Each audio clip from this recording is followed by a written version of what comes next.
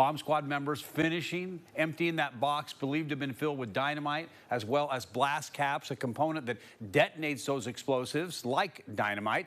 Now, this update comes as we get our first look at the box found at CMC Recycling in Northwest Knoxville. You see these pictures shared by police showing what's inside.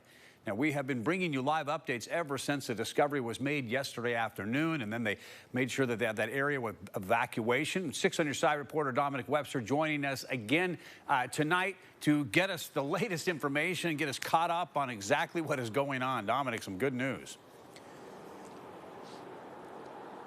Yeah, Don, definitely some great news coming out of Northwest Knox County today as that evacuation has been lifted for this area, the 3,000-foot radius around CMC Recycling, including the large stretch of Western Avenue between Massachusetts and Texas Avenue reopening tonight. And just in the last 30 or 45 minutes or so, since they reopened the road here, it's picked back up to what it typically is. And you brought up that box that had the dynamite and blast caps inside. I just looked at those pictures before we came on air, and you don't really know the true size of what that box is. You can say 5x5 steel box all you want, but when you actually see a picture of it, you get the size of how big this actually was and how much dynamite and how many of those blast caps were actually inside of that. Now, the number we have heard is about 200 sticks of dynamite. We don't know the number of blast caps, and we won't get a final number until they debrief. I asked Chief Noel about that. He says, we got to go through and debrief and figure out how much was actually there.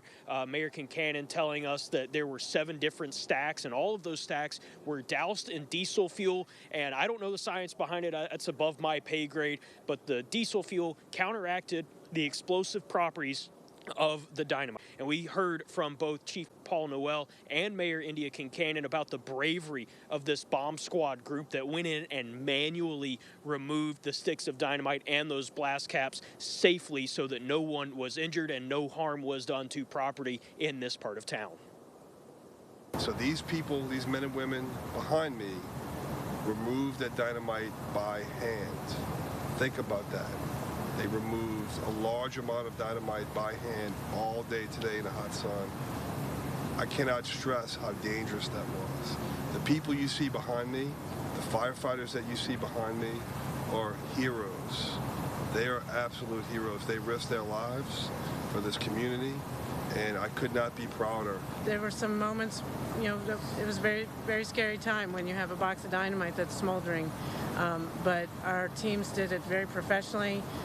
Lieutenant Chadwell is the commanding officer of the bomb squad, and he and his team, they're here, and I just couldn't be prouder of their bravery.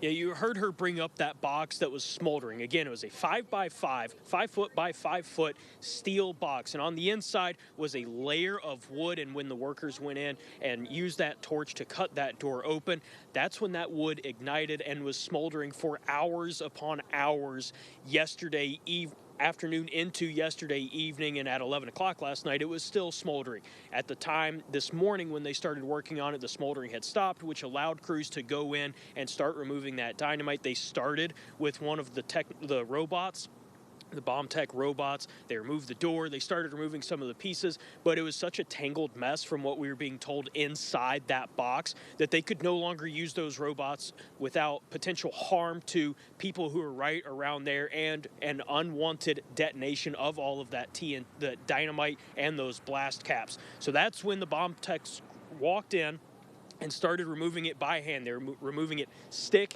by stick, painstakingly, hours long, getting all this cleaned up. And again, the bravery it takes to do that. There were 3 different squads on hand today: the Knox County Sheriff's Office bomb squad, the KPD bomb squad, and Metro Nashville also made the trip in from Davidson County to help out and clear this all out. The good news, like I mentioned, all of this reopened and people can come back home. Don.